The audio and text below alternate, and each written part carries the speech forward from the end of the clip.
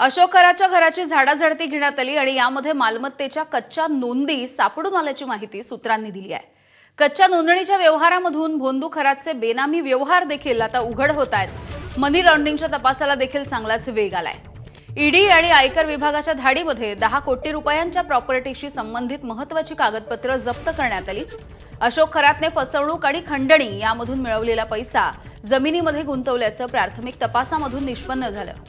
500 रुपयांच्या स्टॅम्पवरती व्यवहार नोंदणी न करता मालमत्ता स्वतःच्या नावावरती घेतल्याचे पुरावे देखील तपासामध्ये सापडले आहेत। शेल कंपन्या, बनावट व्यवहार आणि नोंद न केलेल्या उत्पन्नाचे धागेदोरे, बँकांची खाती, सीडीआर आणि आयकर रिटर्नची छाननी सध्या सुरू आहे। खराच्या विरोधामध्ये तपासाचा फास आवळलाच चाललाय आणि मनी लॉन्ड्रिंगचे आणखी देखील गुन्हे या प्रकरणी दाखल होण्याची शक्यता आहे।